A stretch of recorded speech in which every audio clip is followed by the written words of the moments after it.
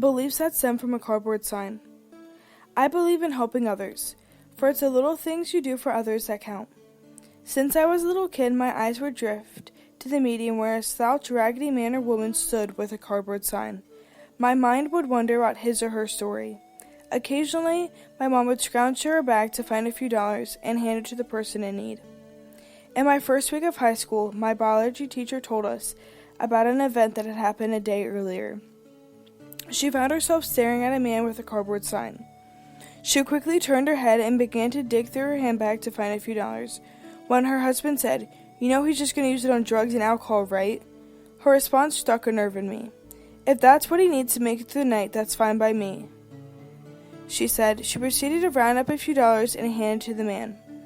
It wasn't until my teacher spoke these words that I realized I had been doing the little things like that all my life. I was doing little things to help others at 3 years old.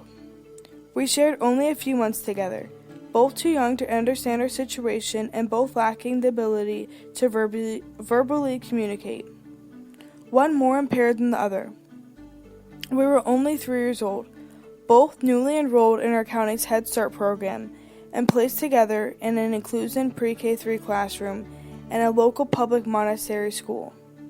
My family was moving out of the area, and it wasn't until my last day of school that my parents learned what an impact I had on this little boy's young life.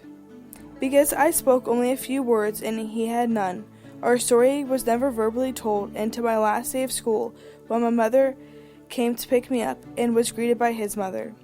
In tears, she said that this was one of the saddest days in their family's life, and that I would be greatly missed by her son. Unbeknownst to my mother, I brought her son little treasures to school, Matchbox cars, beanie babies, and little trinkets. He would line up the gifts on his dresser in a neat row every day after playing with them, which according to his mother they jokingly referred to as the Sinny Shrine. She told my mother how I would silently hold his hand as the class walked the halls of the school, and how I sat beside her autistic son and opened his food as he rocked back and forth, overwhelmed by the noise and chaos of the elementary school cafeteria. She told my mother how I was a silent anchor, using my own limited abilities to advocate and protect her son. There are many types of intelligence. I happen to have emotional intelligence. Empathy is said to be intuitive. As a young adult, I have a deep unconscious ability to identify with another's feelings, perspectives, and concerns. It's inborn, instinctive. I understand the struggle of others.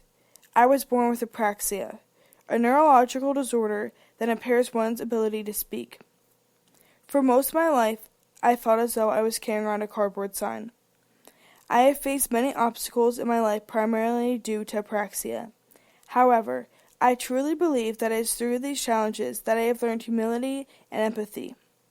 Apraxia has made me a stronger, more grounded person that is able of connecting with others on a level of quality regardless of their situation or condition. I am instinctively drawn to the underdog, the kid sitting alone, and the elderly person needing a hand or smile. Where others see sorrow, I see strength. Difference does not frighten me. Be it the dirty public stage of the street corner begging for $1, or in the chalky classroom slouched in their invisible seat, these underdogs are the wounded champions of perseverance. Together we are believers in faith and goodwill.